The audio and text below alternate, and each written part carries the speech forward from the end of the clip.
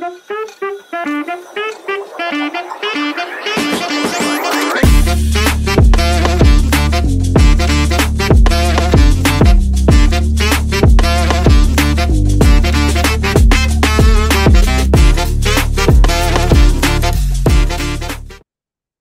kembali lagi bersama saya, Debbie Marie, your favorite naturopath.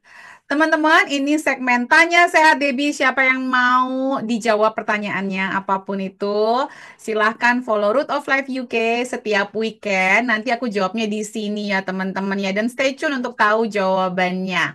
Oke, jangan lupa di-subscribe, karena subscribe itu gratis. Dan jangan lupa juga untuk men-share kalau bermanfaat semua informasinya, biar teman-teman, keluarga, siapapun yang teman-teman kenal bisa mendapatkan manfaat kesehatan ala naturopati. Kita mulai yuk. Oke, pertanyaan pertama dari Ibu Felicirea. Bu Dep, kalau ashwagandha, apa aman untuk masa nifas? Karena objin saya nggak suggest karena belum cukup research. Sudah cukup sih, Bu, sebenarnya. Cuman ya kalau mau dibandingin sama kayak double blind study, whatever, whatever, ya mungkin perusahaan ashwagandanya belum cukup uangnya untuk melakukan hal itu ya. Kalau butuh penelitian yang besar-besar kan harus ada yang modalin, Bu. Harus paham ya. Bukan berarti nggak ada jurnal yang gimana-gimana, berarti tidak efektif. Sudah banyak jurnalnya.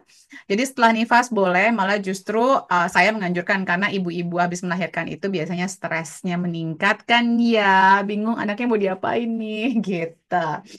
Oke, jadi aman. Kalau hamil itu nggak boleh atau harus di bawah pengawasan praktisi kesehatan. Oke, berikutnya dari Ibu Vicky Putri, rolled oat matang, kenapa dicemili langsung sama orang-orang? Apa nggak apa-apa nggak dimasak dan atau direndam dulu semalaman? Aku bingung nih pertanyaannya.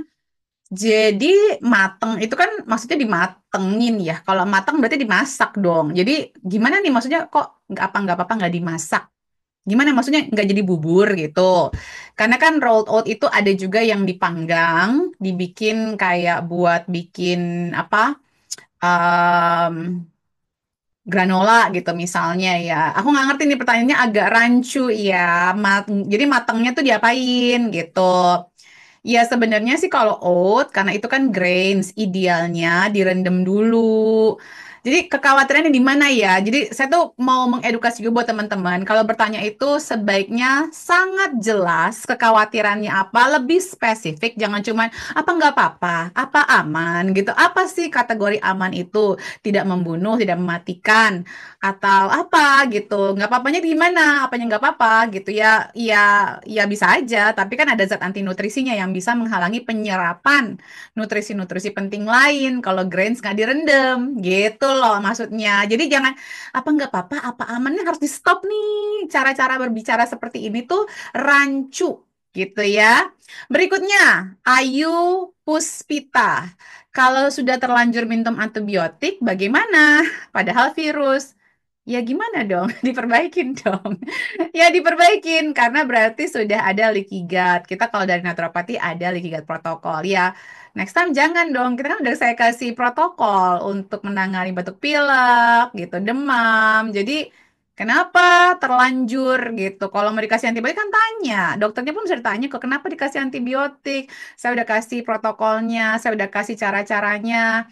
Mungkin bisa ikutan kelas-kelas kita biar lebih paham lagi ya gitu. Virus ngapain diobatin pakai antibiotik? Nggak nyambung dong. Ya kan? Dan kebanyakan kalau virus itu kebanyakan adalah harusnya support imun sistemnya. Berikutnya dari Vicky Putri. Sama nih, ini nyambung nih. Kayaknya nih tadi pertanyaan yang nomor 2 Ibu Vicky Putri juga. Bu Dep, trail mix, granola, muesli. Termasuk makanan utuh atau olahan.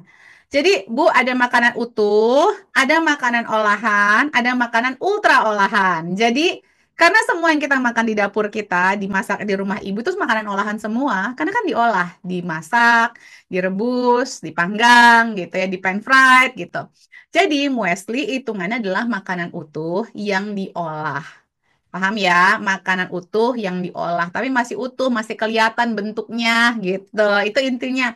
Kalau makanan ultra olahan itu yang berbahaya, yang udah nggak jelas bentuk awalnya apa, ada banyak tambahan-tambahannya. Nah, itu yang tidak oke. Gitu ya Ibu Vicky Putri ya. Alright, berikutnya. Ibu Fitriksin, apakah stevia cair termasuk refined? Makasih Bu Dep. Ah, kalau masuk refine, ya bisa jadi ya direfinasi karena kan dari daun sebenarnya ya, tapi bukan yang ultra refinasi seperti gula putih ya. Oke, berikutnya Bapak Ari Naga, Bapak Ari underscore Naga underscore Wijaya. Bu, konsumsi manuka honey dengan UMF 3 plus setiap hari aman. Nah, saya baru tahu ada yang UMF 3. Saya tahunya minimal UMF 5 nih. Apakah aman? Nah, ini juga nih, pertanyaan ini tuh kayak bikin aku gemes ya. Apakah aman? Maksudnya apa, Pak? Aman itu apa? Bikin mati apa enggak aman gitu loh. Jangan dibiasakan ngomong aman apa enggak apa-apa gitu. Itu sangat tidak spesifik pertanyaannya.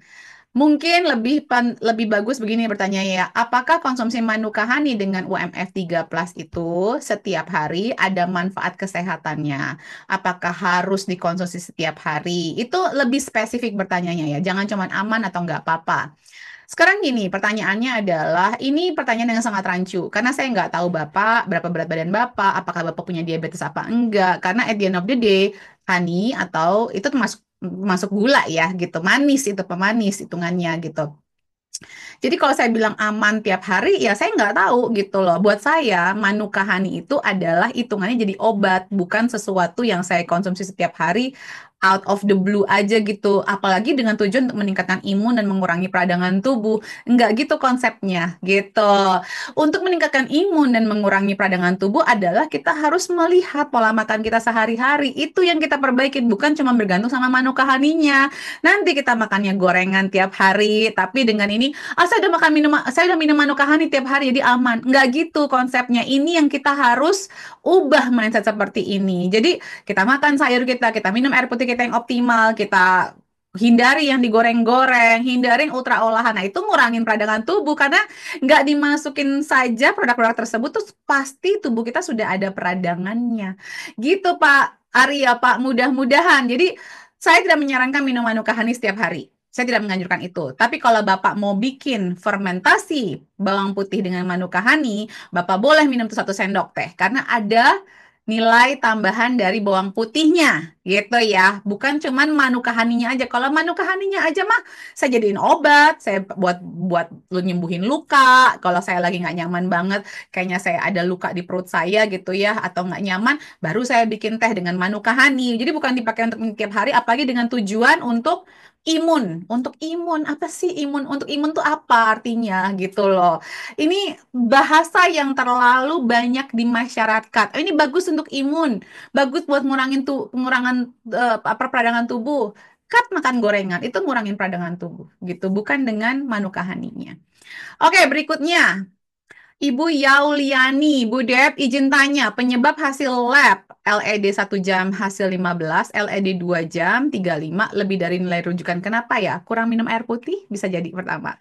Sama kurang omega 3 dan kebanyakan omega 6. Makan gorengan, kurang minum air putih, ya, tidak makan ikan-ikanan atau minyak ikan, itu bisa jadi salah satu penyebab kenapa LED kita tinggi. Oke, berikutnya Bu Dep dari Ibu Linda Chan 68. Bu Dep, merek lipstick organik selain antipods apa ya? Ada Green People, Bu. Ada ada beberapa ya. Sebentar. eh di Jerman tuh banyak murah meriah. Terus ada um, ILF I.L.F. Terus ini kayaknya Ilia juga organik. Lumayan banyak sekarang. Zoeva juga organik. Ini produk yang ada di UK ya, Bu ya. Amerika juga ya sih. Ada Odilic, Lavera, terus Bird Bees dia pakai punya lip balm dan yang udah pakai tintit ya Bu ya. Terus ada apa lagi ya? mypure.co.uk juga. mypure.co.uk itu website actually. Oh no no no, actually there's a brand, mypure. Um, Ecoverde itu juga website di mana teman-teman bisa beli kosmetik-kosmetik yang organik. Oke, berikutnya saya akan bertanya.